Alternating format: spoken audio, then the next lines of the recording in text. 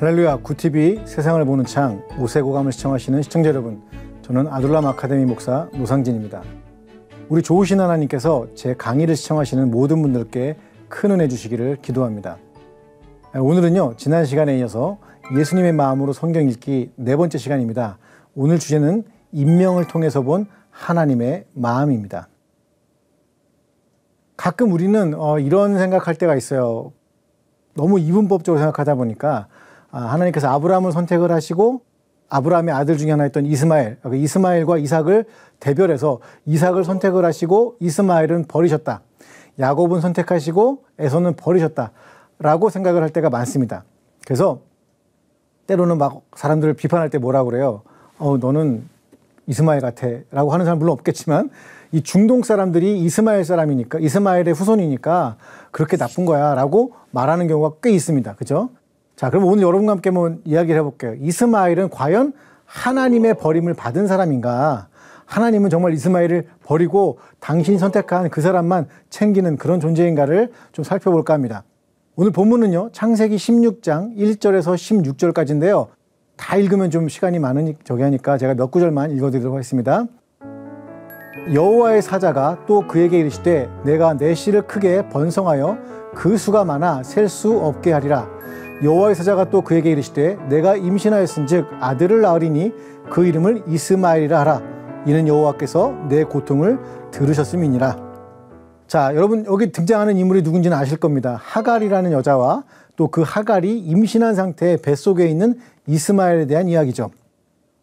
하나님이 아브라함과 사라에게 약속하셨죠. 뭘 약속했냐면 땅과 씨를 약속했습니다. 해안에 있는 모래보다도 많은 자녀를 줄 거야.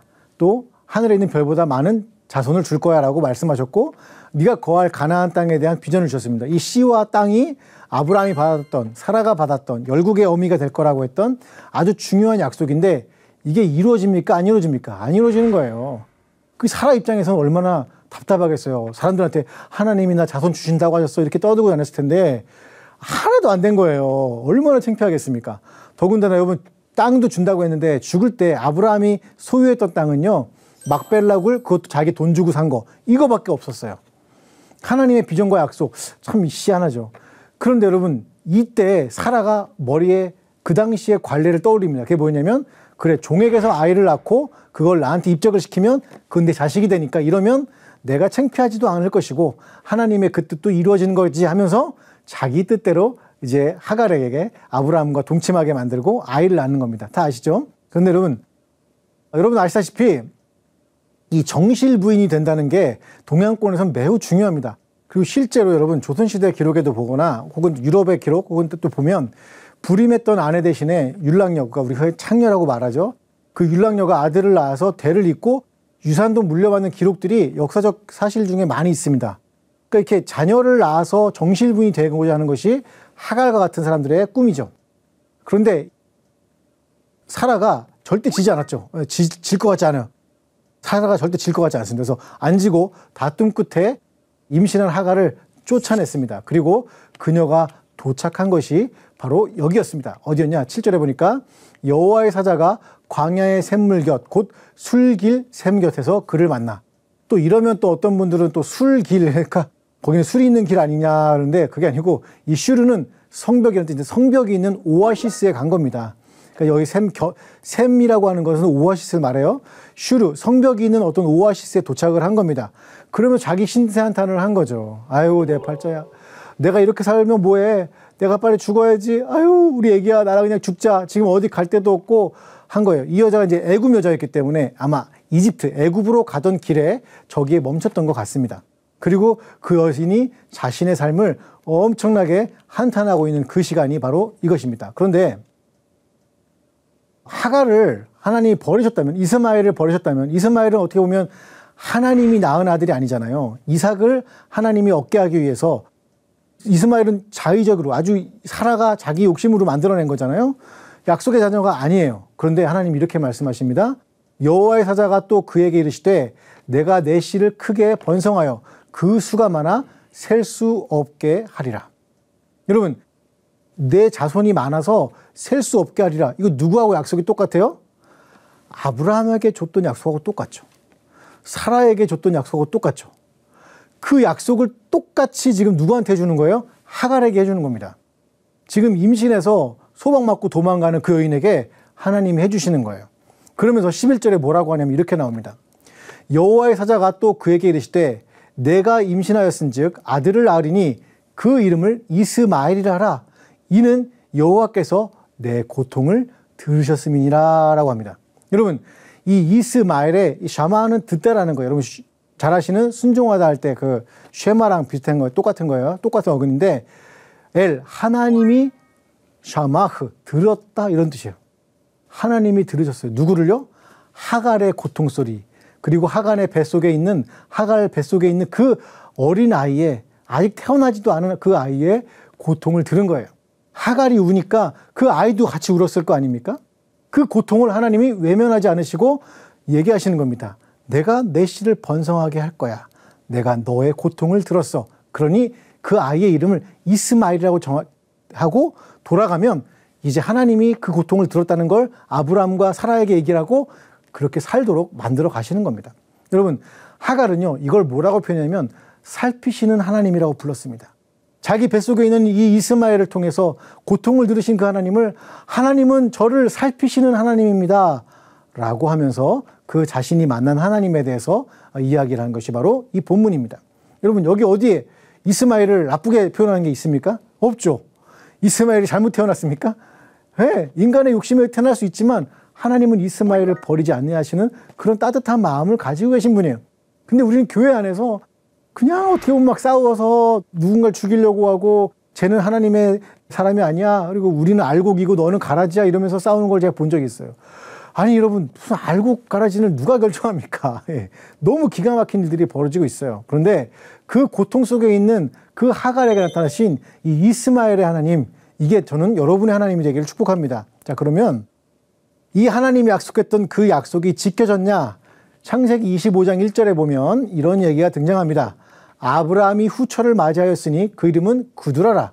구두라가 누군지는 아직 얘기 안 했습니다.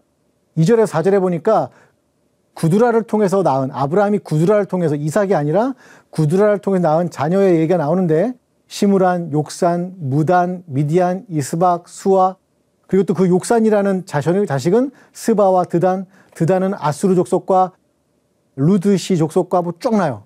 아수르까지 나왔어요. 여기서 나왔어요. 그리고 이 보면 지금 여러분 놀라지 않으십니까? 엄청난 민족이 되죠. 이 구두라라고 하는 여인을 통해서 낳은 자식이 엄청난 여인이 되는데 이 구두라에 대해서 성경이 이렇게 표현을 했습니다. 뭐라고 했냐? 아브라함이 죽은 후에 하나님이 그의 아들 이삭에게 복을 주셨고 이삭은 부엘 라헬 로이 근처에 거주하였더라. 여러분, 이 부엘 라헬 로이가 어디에 나왔던 표현일까요? 네, 여러분, 하갈이 돌아와서 아브라함에게 돌아오기 전에 그 지역 이름을 부엘 라헬 로이라고, 하나님을 만난 그 지역을 부엘 라헬 로이라고 거기를 정해놓고 거기에 나중에 삽니다. 누가 살았다고요? 하갈과 이스마엘이 살아요. 그럼 여러분, 지금 이 구두라라고 하는 여인은 누구로 보기에 쉬울까요? 맞아요. 하갈로 보는 게 타당하다라고 저는 생각을 합니다. 물론 아니라고 말씀하시는 분도 있어요.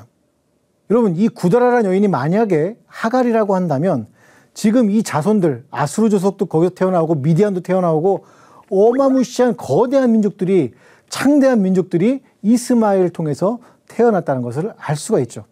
저는 여러분께 이렇게 말씀을 드리고 싶어요. 때론 여러분이 이스마엘처럼 벌어진 것 같아요. 왜? 잘 안 되니까. 일이 안 되니까. 근데 여러분 잊지 마셔야 될 게 하나 있어요. 그게 뭐라고요? 하나님은 고통을 들으시는 이스마엘의 하나님이세요. 하나님은 여러분이 어느 바닥에 가 있던 간에 여러분의 고통을 들으시는 이스마엘의 하나님이시라는 것을 여러분 잊지 마세요. 하나님을 들으시는 하나님이고 살피시는 하나님이고 그리고 그 약속을 지키시는 하나님이라는 것을 이 창세기 이야기를 통해서 여러분께 좀 꼭 알려드리고 싶어요. 그러니까 절대 절망하기 없깁니다. 아시겠죠? 두 번째 이야기를 좀 여러분께 좀 드리고자 합니다. 느드님에 대한 이야기입니다. 느드님 들어보신 적이 잘 없을 거예요. 예, 되게 좀 생소하고 낯선 이름인데 사실 저는 이제 성경을 읽다가 이렇게 잘 모르겠는 지명이나 인명이 나오면 사전을 찾아보거나 자료를 찾아보는데 제가 깜짝 놀랐던 존재 중에 한 명이 바로 이 느디님이라고 하는 존재들입니다. 에스라와 느헤미야서의 느딤이라는 표현들이 굉장히 많이 등장하는데 에스라의 7장 7절에 이렇게 등장을 합니다. 아닥사스다 왕 제7년에 이스라엘 자손과 제사장들과 레위 사람들과 노래하는 자들과 문지기들과 느디님 사람들 중에 몇 사람이 예루살렘으로 올라올 때에 이렇게 표현이 나옵니다. 지금 이 에스라가 출발했던 곳은 다른 게 아니라 페르시아입니다.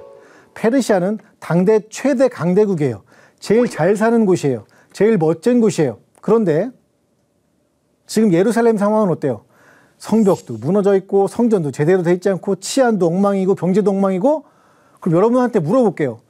여러분 이 멋진 페르시아 왕국, 그 당시에 제일 강대국이고 제일 잘 나가고 교육도 잘 돼 있고 제일 부유한 페르시아에 사실 거예요? 아니면 예루살렘에 오실 거예요? 예루살렘에 오겠다는 사람이 별로 없겠죠. 그래서 사람을 구합니다. 에스라가 사람을 구하는데 제사장들과 레위 사람들과 노래하는 사람들과 문지기들 다 레위 사람들이죠. 그죠? 여기까지는 다 구했어요. 그런데 누굴 못 구했냐? 느드님을 못 구합니다. 이 느드님도 성전과 연결돼 있던 사람들이에요. 그래서 막 구하다가 이 사람들을 구해서 오는데 여러분 이 느드님은 도대체 어떤 사람들이길래 여러분 느헤미야와 에스라에 보면 이 느드님들을 꼭 예루살렘으로 데리고 와야 됐을까요? 아주 중요한 사람들입니다. 자, 이 느드님이란 뜻이요. 히브리어로 나탄이라고 하는 동사에서 왔는데 이 나탄은 주다라고 하는 겁니다. 주다는 거에 수동형이에요. 그래서 바쳐진 사람들이면 이제 복수니까 님은 복수입니다. 항상. 예. 바쳐진 사람들, 주어진 사람들, 드려진 사람들 이런 뜻입니다. 그러니까 느드님은 어떤 드려진 사람들이겠죠. 바쳐진 사람들이겠죠. 하나님께 드려지고 바쳐져서 뭔가 일을 하도록 만들어진 사람인데 이 사람들이 어디에 등장하는 사람이냐면 에스라서 8장 20절에 보니까 뭘 하는 사람인지 이렇게 등장을 합니다. 다윗과 방백들이 레위 사람들을 섬기라고 준 느딘 사람 중에 성전 일꾼은 220명이었는데 그들은 모두 지명받은 이들이었더라 이렇게 나오죠. 여기 느딘을 성전 일꾼 이렇게 표현했죠. 여기 세 번역에 보면요. 이걸 뭐라냐면 막 일꾼 이렇게 표현했어요. 막 일꾼. 막 일꾼이 뭘까요? 네, 진짜 허드렛 일을 하는 사람을 얘기를 해요. 제가 아까 얘기했죠. 여러분 페르시아에 있으면요. 이 사람들이 그럭저럭 살 수 있어요. 원체 부유한 나라니까. 그런데 지금 여기 오면은 뭘 하는 사람들이냐면 물 깃고 나무를 패가지고 하나님 성전에 드리는 거예요. 성전도 지금 엉망인데 느드님들은 이 허드렛 일을 하려고 제가 예루살렘에 가겠습니다라고 하고 온 사람들이에요. 레위 족속도 아니에요. 이스라엘 사람도 아니에요. 이방인이 이렇게 된 사람들이에요.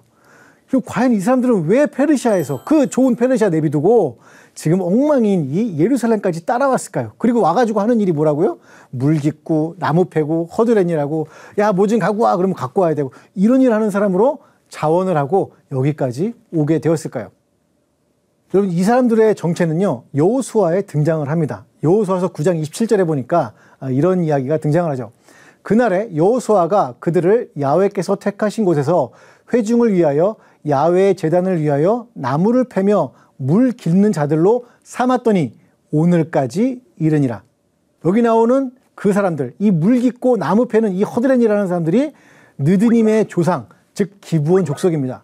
여러분 기브온 족속을 잘 모를까 봐 제가 설명을 좀 드릴게요. 원래 하나님께서 이스라엘 백성들을 여호수아 장군에게 그 땅을 정복하라고 할 때 뭐라고 하셨죠? 가나안을 진멸하라고 했어요. 진멸은 정말로 다 싹 쓸어서 죽이는 겁니다. 사람이고 물건이고 모두 남겨두지 않는 거예요. 전리품도 못 취합니다. 다 죽이고 태워야 돼요.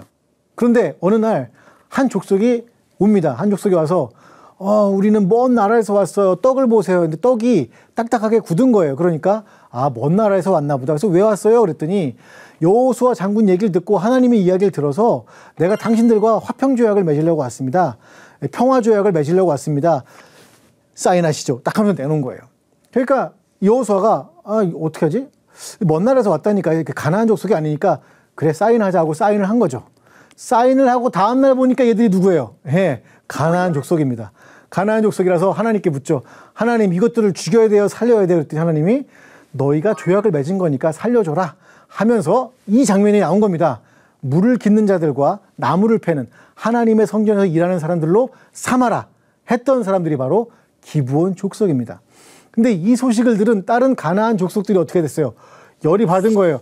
저게 미쳤나? 우리끼리 힘을 합쳐서 지금 싸워야 될 판에 지금 뭐 하는 거야? 하면서 연합군을 만들어가지고 여호수아 진영을 쳐들어옵니다. 자, 여호수아 10장 12절에 보니까 이렇게 나오죠. 야훼께서 아모리 사람을 이스라엘 손에게 넘겨주신 날에 여호와가 야훼께 아뢰어 이스라엘의 목전에서 이르되 태양아 너는 기브온 위에 머무르라. 달아 너도 아얄람 골짜기에서 그리할지어다 하며, 예, 이런 일이 벌어지는 겁니다. 이게 기브온 족속 그리고 느드님에게 관련된 일이에요. 자, 그러면 한번 생각해 보세요, 여러분. 느드님 족속이 왜 그 페르시아를 두고 못 사는 예루살렘으로 왔을까요? 바로 첫 번째 이유가 이것 때문에 그런 거예요. 여러분, 별 볼 일 없었던 진멸의 대상이었던 그 민족이 어찌어찌해서 느드님 하나님 성전에서 허드렛 일하는 사람들이 됐는데, 그 기브온 족속을 위해서 전쟁을 치르는데 어떤 일이 벌어졌다고요?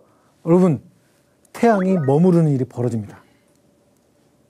여러분, 느드님들은 어떤 생각을 했을까요? 와, 우리를 위한 전쟁을 위해서 하나님이 태양을 멈추었다고?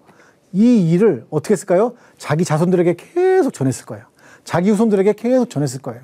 하나님이 우리 민족을, 우리 족속을 위해서 태양을 멈추신 일들이 여기에 기록되어 있어 라고 했을 겁니다.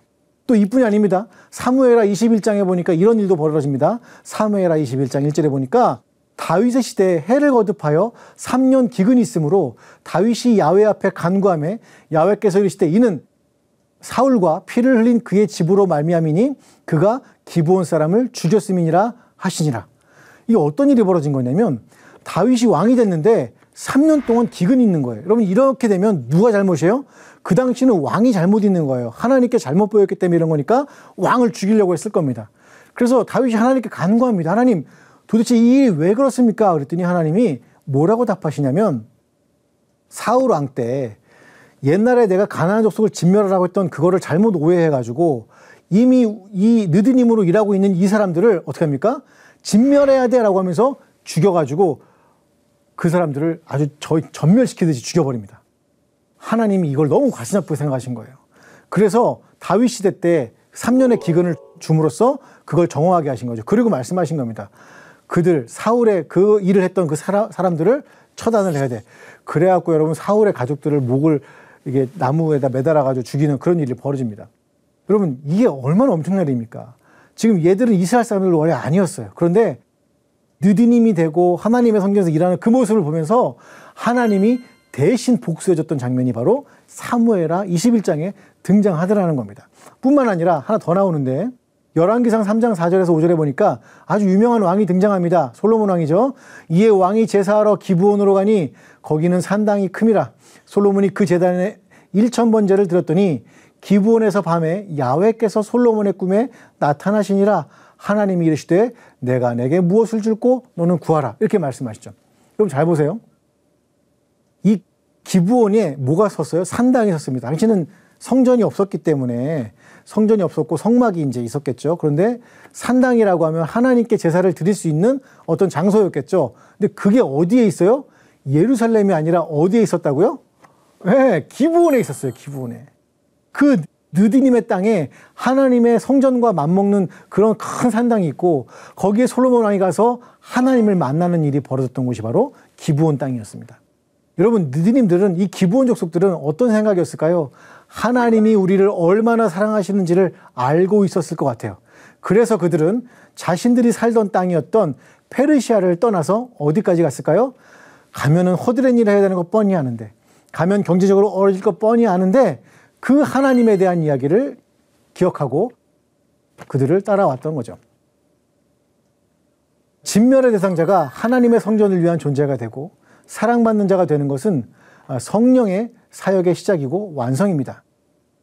저는 느디님에 대한 이 하나님의 사랑을 느디님들은 알았고 이것이 성경에서 얼마나 중요한 이야기인지를 아마 아시게 되었을 거예요. 헨리 나우엔이라는 분이 이런 말을 하셨어요. 이런 말씀하셨는데 한번 제가 읽어드릴게요. 사랑받는 자가 되는 것은 성령의 사역의 시작이요 완성입니다. 내가 이렇게 말하는 이유는 우리가 이 진리를 바라보자마자 우리는 진리의 완성을 찾아서 여행을 시작하게 되고 그 진리 안에서 휴식을 취하기까지 쉴 수 없을 것이기 때문입니다. 우리가 사랑받는 자가 되었다는 진리를 외치는 순간부터 우리는 우리가 정체성에 대한 소명을 마주합니다. 사랑받는 자가 되는 것은 우리가 완수해야 할 위대한 영적 여행입니다. 네, 저는 이 이야기가 오늘 이 힘겨운 삶을 살아가시는 또한 여러분의 이야기가 되기를, 그리고 그 하나님의 마음을 알아가는 시간 되시기를, 느드님에 대한 하나님의 이 사랑과 마음을 알아가시를 축복을 드립니다. 자, 오늘 마지막으로 여러분께 예레미야에 나오는 오메드 레파나이에 대한 이야기를 좀 드리려고 합니다. 오메드 레파나이, 이 굉장히 중요한 얘기인데 많은 분들이 하지 않아서 제가 한번 좀 드릴까 합니다. 예레미야 35장 5절에서 10절의 말씀 제가 읽어드리겠습니다. 내가 레갑 사람들의 후손들 앞에 포도주가 가득한 종지와 술잔을 놓고 마시라 권하매 그들이 이르되 우리는 포도주를 마시지 아니하겠노라. 레갑의 아들 우리 선조 요나답이 우리에게 명령하여 이르기를 너희와 너희 자손은 영원히 포도주를 마시지 말며 너희가 집도 짓지 말며 파종도 하지 말며 포도원을 소유하지도 말고 너희는 평생 동안 장막에 살아라. 그리하면 너희가 머물러 사는 땅에서 너희 생명이 길리라 하였으므로. 우리가 레갑의 아들 우리 선조 요나답이 우리에게 명령한 모든 말을 순종하여 우리와 우리 아내와 자녀가 평생 동안 포도주를 마시지 아니하며 살 집도 짓지 아니하며 포도원이나 밭이나 종자도 가지지 아니하고 장막에 살면서 우리 선조 요나답이 우리에게 명령한 대로 다 지켜 행하였노라. 레갑 족속은요, 겐 족속에서 나온 가문의 하나인, 여러분 겐 족속 그러면 여러분이 아마 기억을 못 하실 것 같은데, 겐 족속 그러면요 여러분 모세의 장인 호밥, 호밥이라는 사람이 시조입니다. 그러니까 호밥이라고 하는 모세의 장인이 원래 겐 족속의 시작이죠. 여러분 이 겐 족속에는요 여러분 잘 아시는 사람들이 있습니다. 갈렙인데요, 갈렙은 겐 족속과 유다 족속 사이에 태어난 호녀라였습니다. 그러니까 진짜 약간 전투적이잖아요. 싸움 잘하잖아요. 근데 이 남자만 그런 게 아니라 여자도 싸움을 잘합니다. 드보라가 나오는 사사기에 보면 헤벨의 아내 야엘이 나옵니다. 야엘. 근데 이 야엘이라는 사람이 여자가요, 시스라라고 하는 가나안의 군대 장관을 죽입니다. 그것도 그냥 죽이는 게 아니라 관자놀이에다가요 말뚝을 박아 죽입니다. 전투 민족이에요. 완전히 싸움 잘하는 민족이죠. 그렇게 싸움을 기본적으로 잘하는 민족이니 용병으로 굉장히 중요한 족속이었겠죠. 그런데 이 레갑 족속 중에 요나답이라고 하는 사람이 있었습니다. 이 요나답은 언제 등장하냐? 여러분 잘 아시는 아합 왕이 이제 멸망을 하잖아요. 죽잖아요. 그때 예후라는 사람이 그 아합 가문을 죽이는 장면이 나오는데, 그 죽이러 갈 때 이 예후라는 사람이 요나답에게 요청을 합니다. 그게 열왕기하 10장 15절에서 17절에 나오는데 이렇게 나옵니다. 예후가 거기에서 떠나가다가 자기를 맞이하러 오는 레갑의 아들 여호나답을 만난지라. 여기 나오는 여호나답이 요나답입니다. 그의 안부를 묻고 그에게 이르되 내 마음이 내 마음을 향하여 진실한 것 같이 내 마음도 진실하냐? 여호나답이 대답하되 그러하나이다. 이르되 그러면 나와 손을 잡자. 손을 잡으니 예후가 끌어 병거에 올리며 이르되 나와 함께 가서 여호와를 위한 나의 열심을 보라 하고 이에 자기 병거에 태우고 사마리아에 이르러 거기에 남아있는 바 아합에게 속한 자들을 죽여 진멸하였으니 여호와께서 엘리야에게 이르신 말씀과 같이 되었더라. 예후가 하나님의 말씀과 같이 아합 가문을 전멸을 시켰는데, 문제는 뭐냐면 요나답은 도와줬겠죠. 왜? 하나님을 위해서 열심히 할 줄 알았더니 성전, 사마리아에 있던 성전을 없애질 않은 거예요. 우상 숭배하는 걸 그냥 둔 거예요. 아니 하나님을 핑계대가지고 전쟁을 일으켜서 요나답까지 끌어들였는데 요나답이 충격이었던 거죠. 그래서 요나답이 결심을 합니다. 예후 네가 가짜였구나. 하나님을 위해서 일한다고 해놓고 하나님을 위해서 하지 않는구나. 권력을 잡으니까 네 마음이 바뀌었구나. 그러면서 자기가 결심을 한 게 세 가지인데 뭐냐면 포도주를 먹지 않겠다. 제가 아까 했지만 이거는 물을 먹는 게 더 위험해요. 이스라엘은.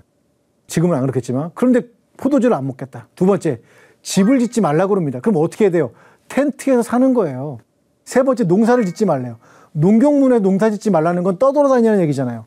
집도 짓지 않겠고 포도주도 안 먹겠고 농사도 짓지 않겠다. 나는 이 잘못된 것에 대한 결심을 딱 하고서 자기 후손들에게, 가문에게 다 얘기를 합니다. 포도주 먹지 말아라. 집을 짓지 말아라. 농사 짓지 마라. 그리고 뭐예요? 하나님만 절대적으로 바라봐라.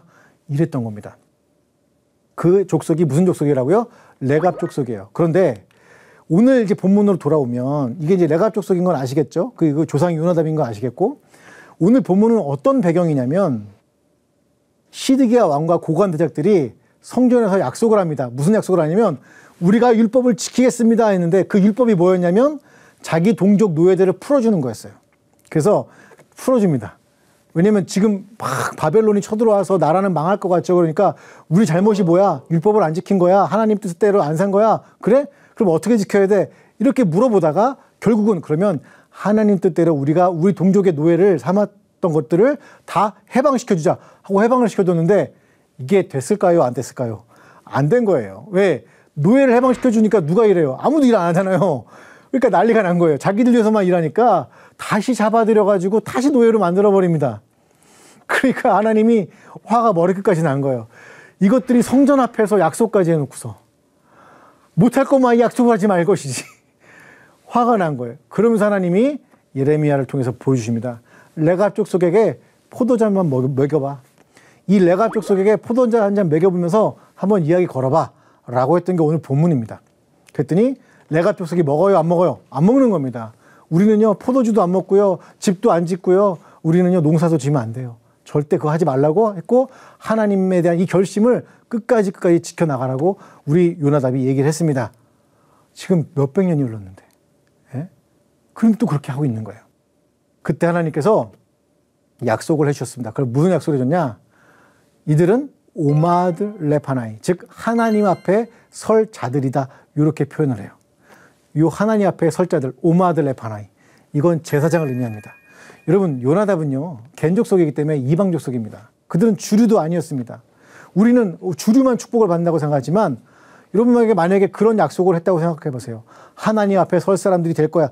여러분은 아예 그게 뭐예요? 100억을 이런 얘기 할 건데 여러분 하나님 앞에 설 사람이라고 하는 이 축복을 알았던 사람들이 바로 이 오마드 레파나이 레갑 족속이었어요. 그리고 이들은요 지금도 이 땅에서 사라지지 않았습니다. 이들이요 지금 현재 이 지구상에 약 6만 명이 남아 있습니다. 그들은 지금도 집을 짓지도 않고 있고 포도주를 마시지도 않고 있고 농사를 짓지도 않으면서 떠돌아다니면서 뭐라고 하냐면 나는 호밥의 우리 조상이고 하나님의 약속을 지키고 있습니다. 이러면서 살아간다는 겁니다. 저는 정말 누가 축복받은 사람인가 고민해봤던 시간이었고 하나님이 그들을 얼마나 사랑하시는지를 그 오마드 레파나이라는 단어 안에서 발견을 했습니다. 하나님의 말씀으로 세상을 이해하고 바라보는 마음의 창이 여러분 안에 열리기를 소망하며 이 시간 마치겠습니다. 감사합니다.